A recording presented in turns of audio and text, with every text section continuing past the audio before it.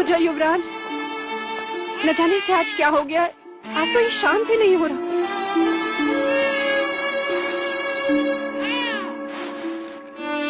नहीं राजा, लगता है कुमार को किसी की अशुभ दृष्टि लग गई है।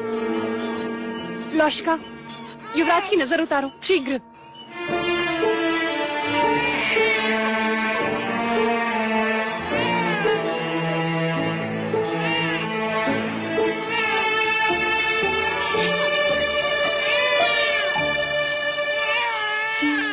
पूर्ण रूप से अपनी माँ पर गए हैं कुमार। महादेवी भी तो जागती थी आधी आधी रात, फिर न जाने क्या क्या जतन करने पड़ते थे उन्हें सुलाने के लिए। सर में तेल लगाओ, गाना गाओ, संगीत सुनाओ।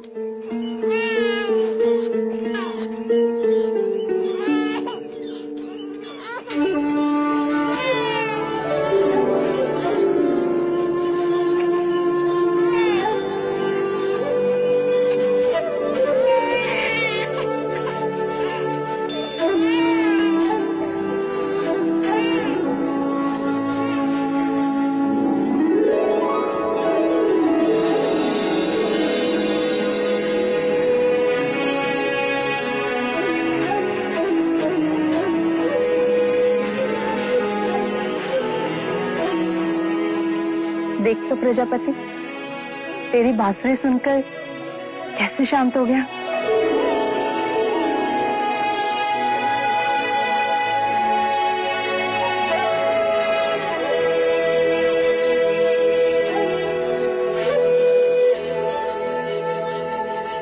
देखिए तो महादेवी, बांसुरी के स्वर सुन के कैसे सो गए हमारे कुमार।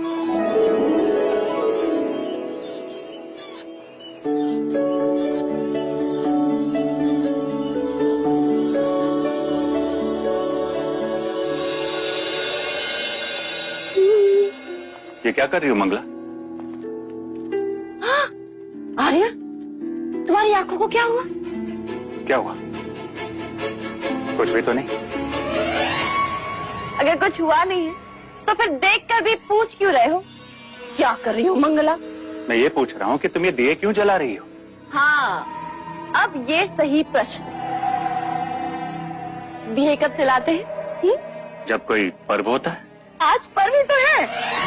किंतु आज कौन सा पर्व है?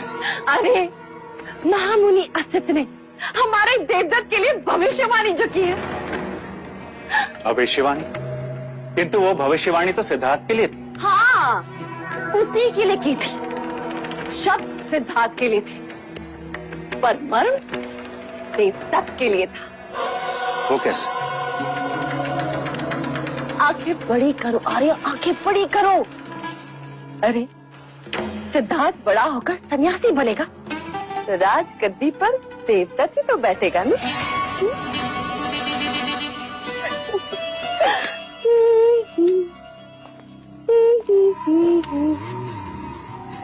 कितनी दूर तक सोच लेती हूँ। मैं कितना भाग्यशाली हूँ कि मुझे तुम जैसी अर्धांगिनी मिली। और मैं कितनी अभागी।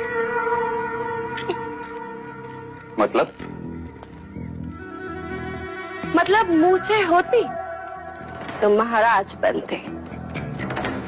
मांग है इसलिए मंगला।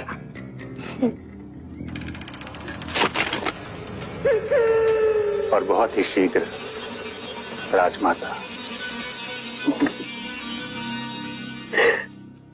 देवदत्त कहाँ है? मुराज खेली मेरे साथ, मैं आपको हरा दूंगा। पुत्र इस समय नहीं, इस समय मैं अकेले रहना चाहूँ। नहीं, मैंने बोला आप खेलिए मेरे साथ। कौन है इस समय नहीं? नहीं, आप मेरे साथ अभी खेल। कौन है इस समय नहीं? जाके सो जाओ। देवदत्त उठ, उठ, रोना बंद कर और याद रख, महाराज को अब तेरी कोई आवश्यकता नहीं। इनका अपना पुत्र जो गया। मंगला, क्या अनर्थ कह रही हो? सही तो कहा महाराज। दाहिना हाथ हमेशा मुंह की ओर ही जाता है। जब कुमार नहीं थे तब यही देवदत्त था जिसने आपके अकेलेपन को अपने बचपन से भर दिया। क्षमा कीजिएगा महाराज, मेरे देवदत्त ने आपके एकांत को भंग कर दिया। चल देवदत्त।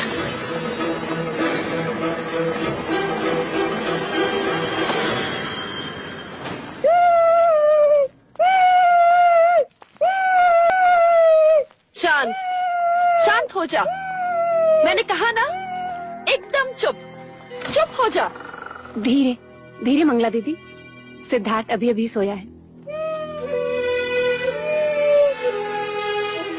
तुम्हें क्या हुआ, तुम क्यों रो रहे?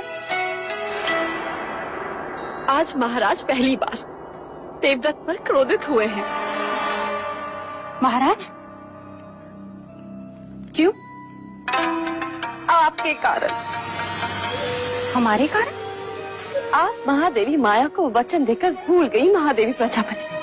आपने कहा था कि आप दोनों का ध्यान रखेंगे, परंतु युवराज सिद्धार्थ के लालन पालन में इस तरह डूब गई हैं आप कि व्यथा में डूबे महाराज पर ध्यान ही नहीं रहा आपका। माँ तो बन गई, परंतु पत्नी का धर्म भूल गई। इस समय जब महाराज को आपके शयन कक्ष में होना चाहिए, वो व्यथित राज्यसभा में बैठे हैं। आप महादेवी हैं, किंतु आयु में मैं आपसे बड़ी हूँ। आपका ध्यान रखना मेरा कर्तव्य है, इसलिए बिना मांगे आपको सलाह दे रही हूँ। ऐसे कोमल अवसर में अपने पुरुष को अकेला नहीं छोड़ना चाहिए। आप समझ रही हैं ना? चल देखा।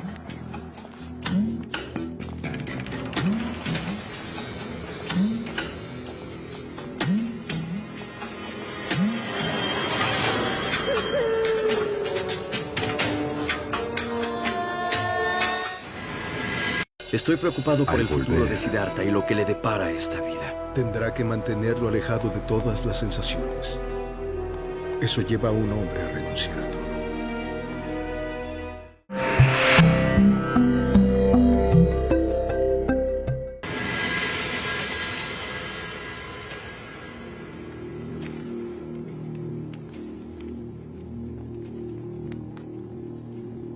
महाराज कहाँ हैं? अभी अभी प्रशिक्षण क्षेत्र की ओर गए हैं महादेवी।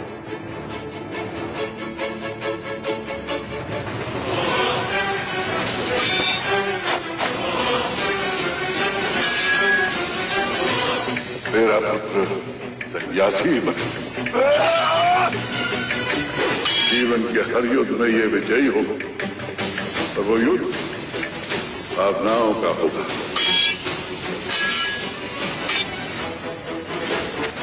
भले इसने तेरे क्षत्रिय कुल में जन्म लिया हो, पर रूप सन्यासी का लेकर आया है। क्षमा महाराज, दोष तुम्हारा नहीं, मैं बेध्यान हो गया था।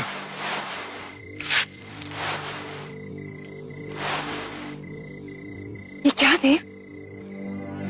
ये कोई समय है प्रशिक्षण का? नींद नहीं आ रही थी, व्यथित था, अपने क्रोध पर काबू नहीं कर पा रहे थे, इसलिए। ऐसी कौन सी व्यथा है देव जिसने आपको इतना चिंतित कर दिया? मैं शाक्य कुल का पतन होते नहीं देख सकता देवी। मैं क्षत्रियों का अपना धर्म छोड़ते नहीं देख सकता। जिन हाथों में मैं तलवार देखना चाहता हूं, उन हाथों में मैं कमंडलू कैसे देखूं? जिस शरीर पर मैं रक्त रंजित घाव देखना चाहता हूं, वहां चंदन तिलक कैसे देखूं देवी? कैसे देखूं? आप किसकी बात कर रहे हैं देव? कुमार सिद्धार्थ की। असत मुनि की वाणी अभी गूंज रही है मेरे कान में। आप अकारण ही व्यथित हो रहे हैं देव। कल किसने देखा है? इतने जब तप यज्ञ के पश्चात एक पुत्र हुआ, और वो भी सन्यासी। ऐसा कुछ नहीं होगा देव। असत मुनि की वाणी कभी असत्य नहीं हुई देव। किंतु भविष्य के गर्भ में क्या है या कोई नहीं जानता? मैं तुमसे पूछता हूँ कि तुम्हें क्या लगता है? जिस भव्य वस्त्र से सन्यासी का चोला बनता है, उसी भव्य वस्त्र से हमारे राज्य का परचम बना है। वस्त्र हमारे पास है और हमें उसका क्या करना है, यह तो हमारे ही हाथों में है ना देव। आप कुलगुरु वाचस्पति से विचार विमर्श करें, वह अवश्य ही कोई मार्ग सुझाएंगे। हाँ देवी।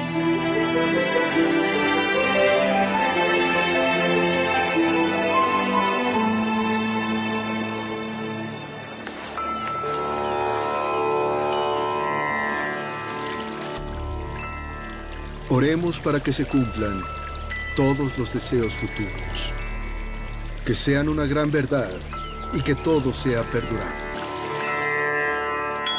महादेवी प्रजापति, आपका यह विचार अति सराहनीय है। यदि हर परिवार अपने मृत आत्मा की स्मृति में एक वृक्ष लगाए और उनका जतन करे, तो पृथ्वी सदैव हरित रहेगी और उनकी स्मृति भी जीवित रहेगी। आज हमने ये वृक्ष लगाकर महादेवी महामाया की स्मृति को सदैव के लिए धरती से जोड़ दिया। महादेवी महामाया की, महादेवी महामाया की, महादेवी महामाया की।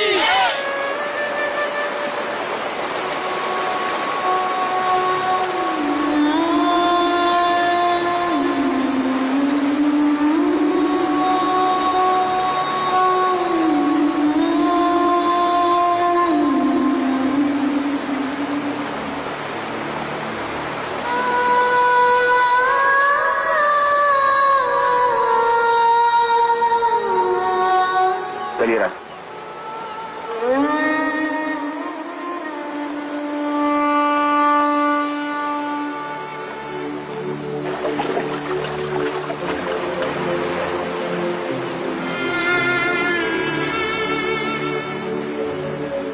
गुरुवर्य, मुझे आपके मार्गदर्शन की आवश्यकता है। अवश्य राज। आप तो जानते हैं कि असित मुनि ने भविष्यवाणी की है कि सिद्धार्थ बड़ा होकर सन्यासी बनेगा,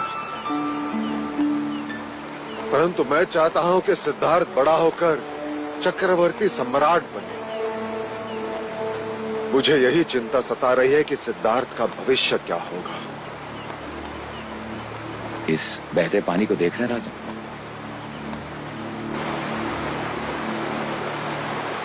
यदि आप इसके प्रवाह को मोड़ना चाहेंगे तो क्या करेंगे राजन? गुरुवर्य, एक गहरी नहर बनानी होगी ताकि पानी उस नहर से बहे। परंतु इसका प्रवाह तो सीधा है।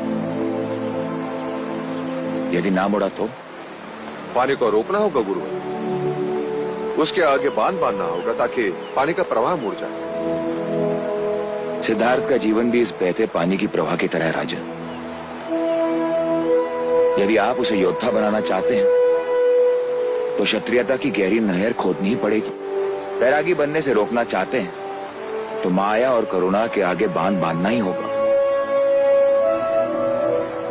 असित मुनि की दृष्टि एक सन्यासी की है, इसलिए उन्हें सिद्धार्थ की महानता केवल एक सन्यासी बनने में दिखती है। परंतु आप क्षत्रिय हैं, इसलिए आपको सिद्धार्थ की महानता एक चक्रवर्ती सम्राट बनने में दिखती है। क्षत्रिय धर्म से सींचोगे तो क्षत्रिय ही बनेगा। शारीरिक बल, शस्त्र संचालन, घुड़सवारी, हाथी प्रशिक्षण की ऐसी शिक्षा दीजिए कि वो योद्धा ही बने राजन। करुणा और माया से उसे सदैव दूर रखना राजन। वो मनुष्य को बैराग की ओर ले जाते हैं।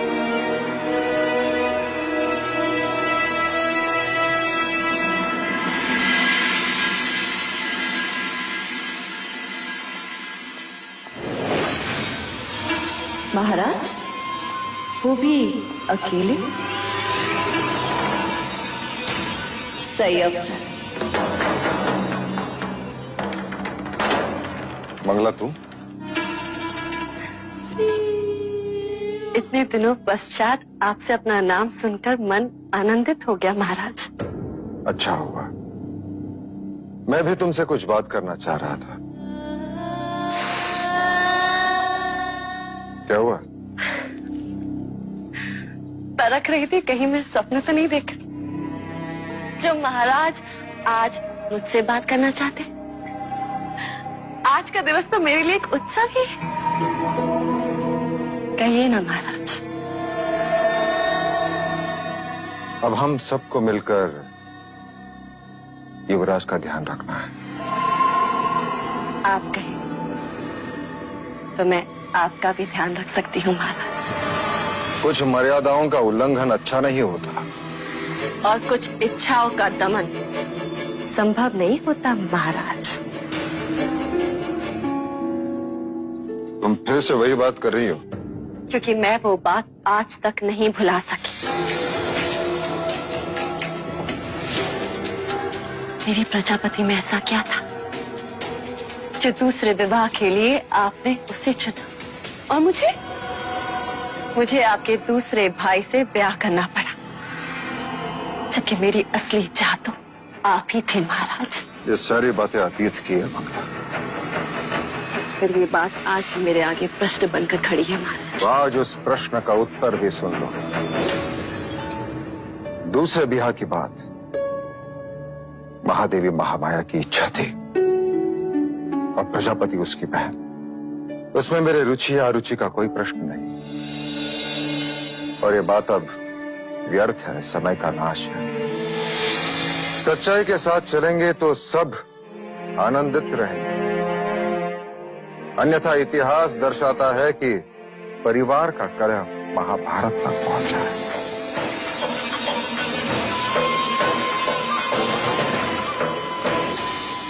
महाराज शुद्धोदन, पहले मेरी दृष्टि केवल आप पर थी, परंतु अब आपके साम्राज्य पर भी है। कपिल वस्तु की महादेवी नहीं बन सकी, परंतु राजमाता अवश्य बनकर दिखाऊंगी। मैंने युवराज सिद्धार्थ के हाथ में कमंडल ना थमाया ना, तो मंगला को मंगला मत कहना। El rey envió la ropa para el príncipe. ¿Manta de hierro? Mi hermano desea que use eso. Así va a conciliar el sueño.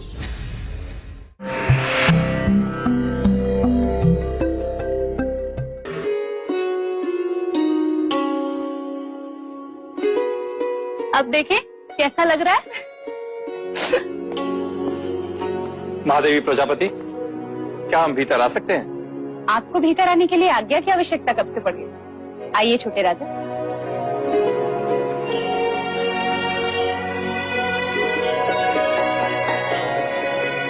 कैसे हो क्षत्रिय? ऐसे क्या देख रहे हो? हम तुम्हारे छोटे चाचा हैं। महादेवी, महाराज ने कुमार के लिए वस्त्र भिजवाए।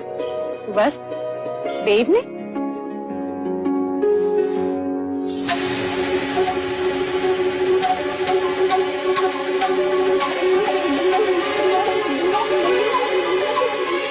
लोहे की चादर? प्रति रात्र कुमार को यही वस्त्र उड़ाकर सुलाया जाए, यही भाई महाराज का आदेश है। महाराज चाहते हैं कि कुमार अभी से लोहे से खेलें, उसे छुएं, उसे अपना लें, जिससे बड़े होकर उन्हें लोहा भारी न लगे। आपके भाई महाराज इस वक्त हैं कहाँ? पता नहीं महादेवी, किसी गुप्त मंत्रणा के लिए गए।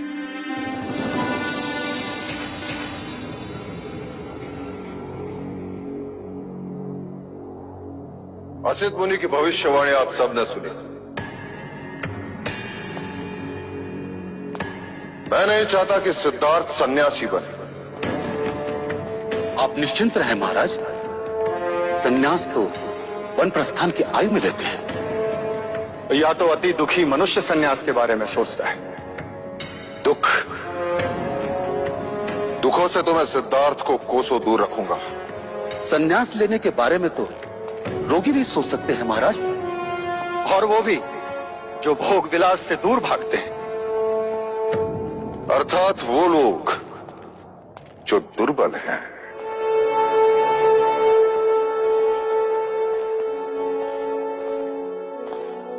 इसका तात्पर्य यह है कि हमें दुखी और दुर्बलता से, गरीब, रोगी और वृद्धों से सिद्धार्थ को दूर रखना होगा। परंतु ये तो असंभव है महाराज। राज्य में गरीब, वृद्ध, रोगी, प्रजाजन तो रहेंगे ही। उन सबसे सिद्धार्थ को कैसे दूर रख सकते हैं?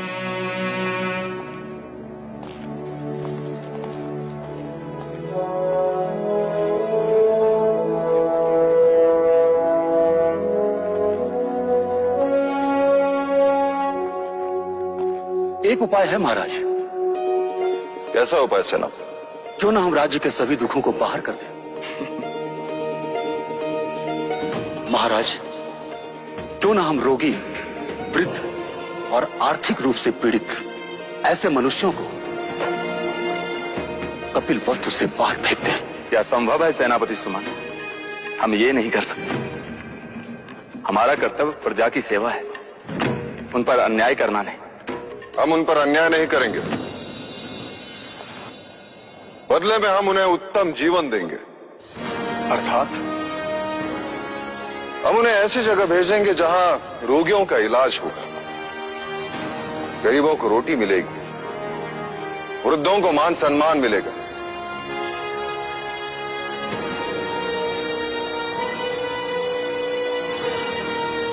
क्या आपको मेरा प्रस्ताव अच्छा नहीं लगा?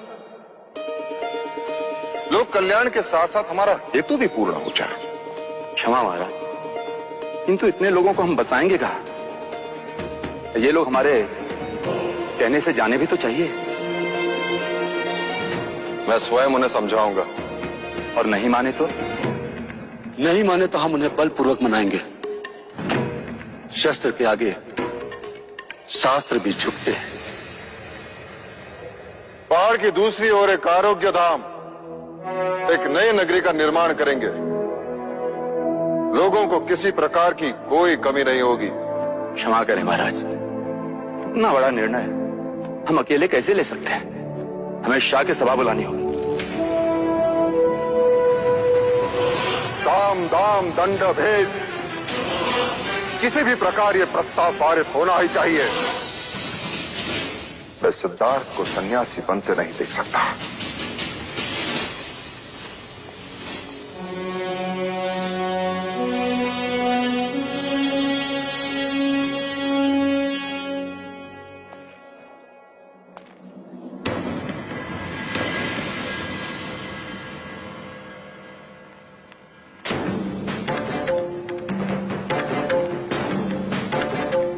हमारी सभा संबोधन के बाद प्रस्ताव सर्वानुमति से पारित होना चाहिए। आप निश्चिंत रहे महाराज, सभी को समझा दिया गया। कोई सिक्कों की बोली समझा तो कोई तलवार की भाषा। कोई विरोध शेष नहीं है। अब यहाँ वही होगा महाराज जो आप कहेंगे।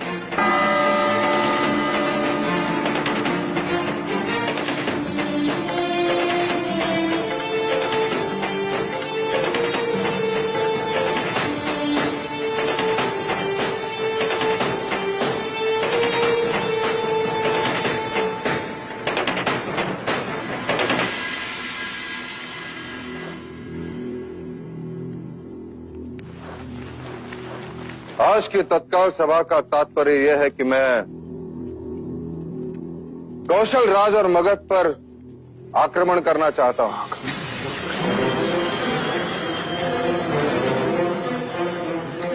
क्या हमने कुछ असत्य कहा? क्या हमें से हर एक शाक्य ये नहीं चाहता कि कपिल वस्तु का विस्तार हो? किंतु उन दोनों से युद्ध का विचार तो आत्मघाती है महाराज शुद्धोधन। कीचक जी, मैं 20 वर्ष पश्चात की बात कर रहा हूं। यदि कल फल खाना हो तो उसका बीज हमें आज ही बोना होगा। कल के युद्ध के लिए आज हमें एक ऐसे नेतृत्व को ढूंढना होगा जो आने वाले कल में हमारा सेनापति, सम्राट हो। ऐसा योद्धा हो जिसे देखकर शत्रु भयभीत हो जाए, जिसे भाग्य का भी साथ हो और आप सबका साथ। मेरे कुमार सिद्धार्थ में ये सारी योग्यताएं हैं। ये केवल मैं नहीं कहता, शाक्य कुलगुरु वाचस्पति का भी यही कहना है। इसलिए हमें कुछ कड़े कदम उठाने होंगे जिससे हमारी आने वाली पीढ़ी शक्तिशाली हो, दुखों से कोसों दूर हो, चिंता से मुक्त हो। इसलिए मेरा यह सुझाव है कि हम एक नई नगरी का निर्माण करें, जहां कपिलवस्तु के रोगी, वृद्ध और आर्थिक रूप से पीड़ित लोगों को रखा जाएगा, जिससे हमारे युवकों को अपने कर्तव्य से मुक्ति मिले, ताकि वो युद्ध कला और राज्य के प्रगति की ओर अपना लक्ष्य केंद्रित कर सके।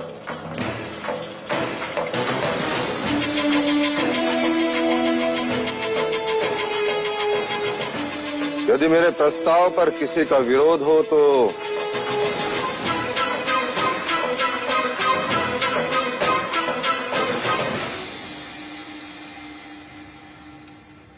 क्या शाक्य कुल के सभी प्रतिनिधियों को इस प्रस्ताव पर सहमति है? क्या महाराज शुद्धोदन की राय सबको मान्य है? तो क्या हम ये समझ लें, शाक्य सभा में यह प्रस्ताव सर्वसम्मति से पारित होता है? महाराज शुद्धोदन की, महाराज शुद्धोदन की, महाराज शुद्धोदन की।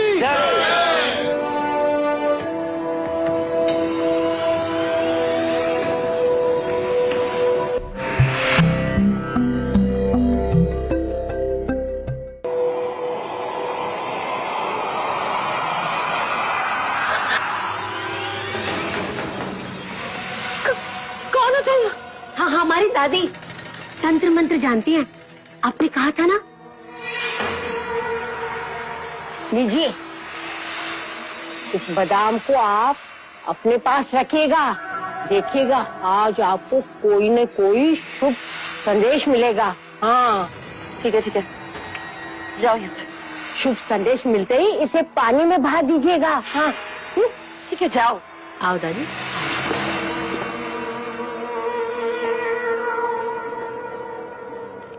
कौन थी वो? डायन। क्या? क्यों डर गए? कामुका की दादी, तंत्र मंत्र में इनका जोड़ ही नहीं। आप बताएं, शाक्य सभा में क्या हुआ? नई नगरी का प्रस्ताव पारित हो गया। नई नगरी? सुनिए, सुनिए, सुनिए। कपिलवस्तु के सभी प्रजाजनों के हित में महाराज शुद्धोदन ने एक ऐसा निर्णय लिया है जो कभी किसी राजा ने अपनी प्रजा के हित में नहीं लिया। सुनिए, सुनिए, सुनिए। बात तो भाई महाराज के स्वार्थ की है, किंतु दिखावा परमार्थ का। और ये प्रजा है कि उनको और कुमार सिद्धार्थ को आशीर्वाद दे रही है। नई नगरी? सचमुच? ऐसा परमार्थी राजा ना हमने कभी देखा न सुना। कुमार सिद्धार्थ जुक जुक जिए। ये तो अनर्थ है। प्रजा की आंखों में धूल झोंकने की बात है आर्य। हमें कुछ ऐसा करना होगा जिससे महाराज का मुखौटा उतर जाए, प्रजा को सच्चाई का पता चले, महाराज शुद्धोदन अपमानित हो और कुमार सिद्धार्थ को भी प्रजा अभिशाप माने। किंतु ये कार्य करेगा कौन?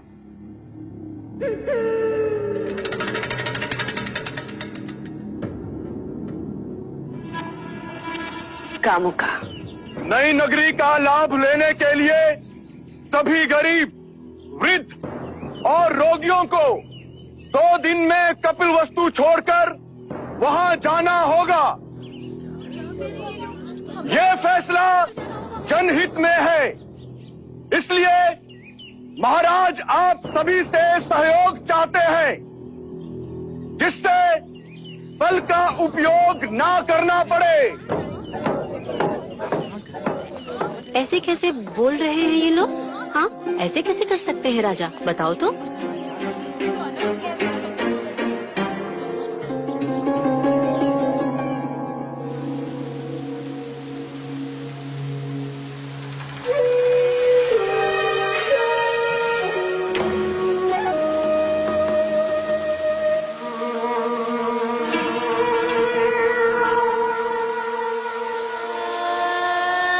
अरे इस भलाई के पीछे कितना स्वार्थ छिपा है, ये तो अंदर की बात है। एक बार यहाँ से निकले ना तो मानो पहुँच गए शमशान घाट। अरे उसके बाद तो वापस आने का नाम भी नहीं ले पाओगे तुम लोग। बताओ ये सब किसके कारण? कुमार सिद्धार्थ के कारण। कहते हैं उन्हें दुख नहीं दिखना चाहिए वरना कुमार सन्यासी हो जाएंगे। इससे तो अच्छा होता कि कुमार पैदा ही ना होते। महल में दिए जले इसलिए हमारे घर में अंधेरा। क्यों? अरे कहते हैं बड़ा भाग्यशाली है, जन्म लेते ही माँ को खा गया और अब बड़ा हुआ तो ये कपल वस्तु खाली करवा रहा है। ये कैसा भाग्यशाली है? हाँ महाराज को रोकिए महादेवी प्रजापति। पुत्र प्रेम में पिता अंधा हो सकता है, ये तो सुना था, पर इतना क्रूर इतना कठोर भी हो सकता है, ये पहली बार देखी। क्या हुआ मंगला दीदी? महाराज कपिल वस्तु से सारे दुखी, निर्धन, वृद्ध, रोगियों को राज निकाला दे रहे हैं। क्यों? युवराज सिद्धार्थ के लिए, जिससे वो दुख ना देखे, उनमें करुणा ना उपजे और वो कभी सन्यासी ना बने। महादेवी माया होती ना तो ऐसा कभी नहीं होने देती। महाराज को रोकिए, कहीं प्रजाजनों में असंतोष फैल गया ना तो अनर्थ हो जाएगा।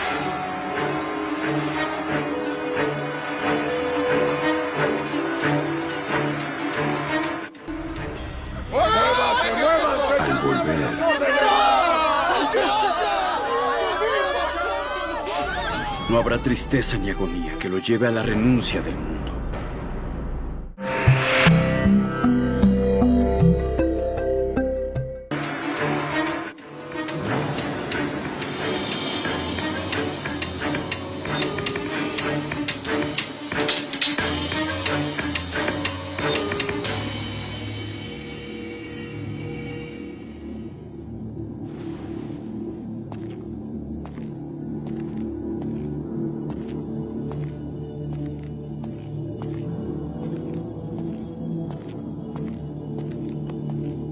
प्रजापति तुम?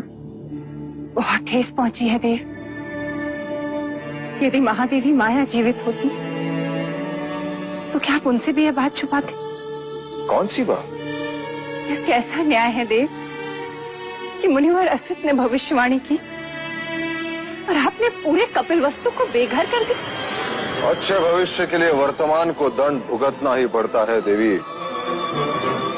किसका भविष्य? कुमार सिद्धार्थ का। तो उसके लिए प्रजा क्यों दंड भुगते? अभी भी समय है देव, अपना आदेश वापस ले लीजिए, अन्यथा प्रजा का रोष हमें जीने नहीं देगा। क्या मिलेगा आपको यह करके? कपिल वस्तु को भावी सम्राट जो संपूर्ण भारतवर्ष पर राज करेगा। प्रजा को दुखी करके कभी कोई राजा खुश नहीं रह सकता देव। किस किस से दूर रखेंगे आप कुमार को? प्रकृति के भेद छुपाए नहीं छुपते।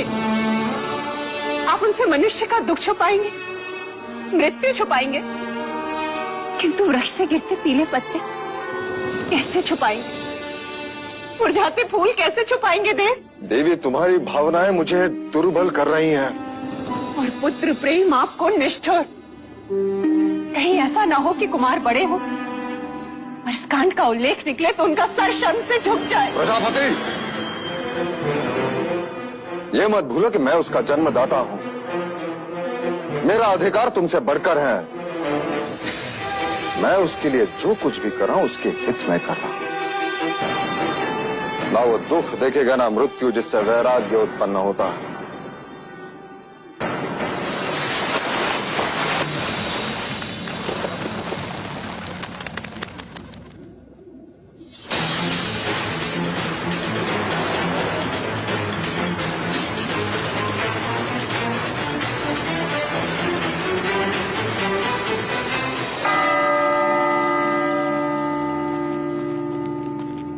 आज के बाद कपिल वस्तु में कोई शमशान घाट नहीं होगा, कहीं धुआं नहीं उठेगा।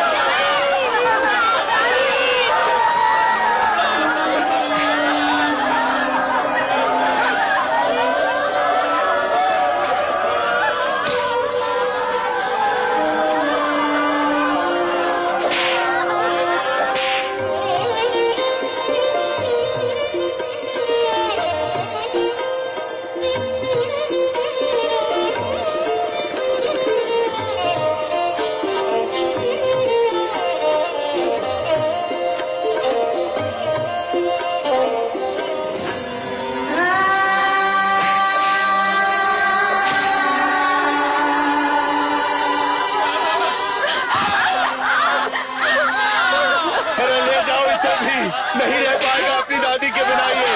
अरे कल बीमार होगा तभी लेके जाओगे इसे तुम। ये मत भूलो कि मैं उसका जन्मदाता हूं, मेरा अधिकार तुमसे बढ़कर है।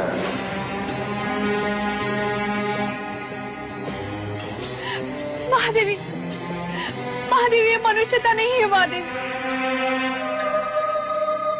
जब करुणा ही नहीं होगी तो मनुष्यता कहाँ से होगी? इतना अत्याचार मत करो हम पर, मत लो हमारा अभिशाप। हम पर जो बीती है ना, वो एक दिन तुम पर भी बीतेगी, और जिसके लिए तुम हमें बेघर कर रहे हो, वही तुम्हें एक दिन त्याग कर चला जाएगा।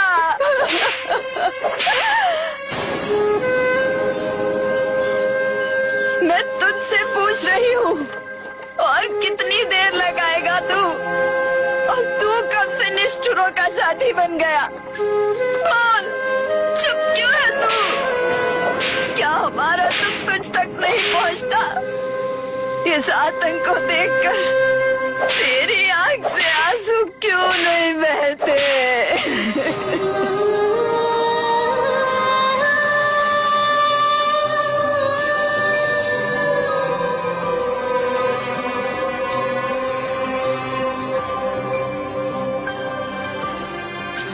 लौशिका, लौशिका देख, सिद्धार्थ के आंसू को रुकने का नाम ही नहीं ले रहे।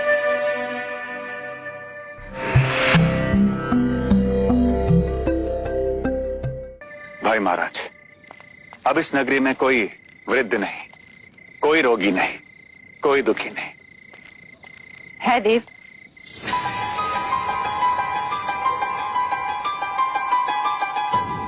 कौन दुखी है?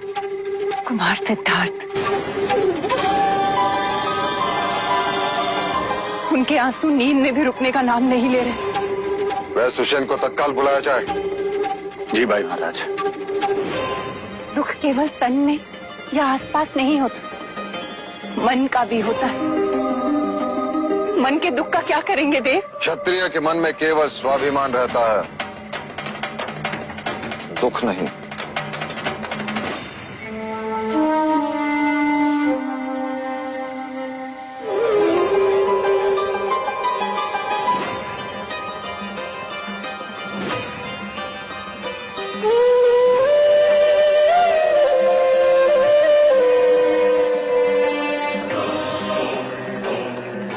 कुमार ने अवश्य कोई डरावना सपना देखा होगा, इसी कारण नींद में आंसू बहे होंगे,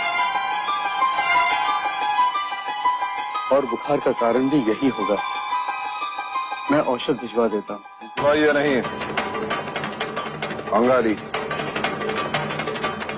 आज के पश्चात आप परिवार समेत यही राजमहल में रहेंगे। आपका केवल एक ही कर्तव्य होगा कि राजमहल में कोई भी रोगी ना, मानसिक रूप से, शारीरिक रूप से। युवराज को कुछ नहीं होना चाहिए।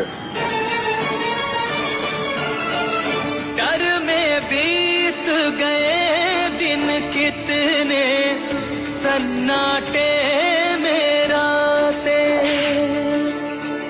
साम गाम दंड भेद के डंडे करते रहे बस बातें, आंखों में आंसू है भरे, होठों पे लिए मुस्कान, समय बीतता चला गया पर कर गया जग वीरान, कर गया जग वीरान।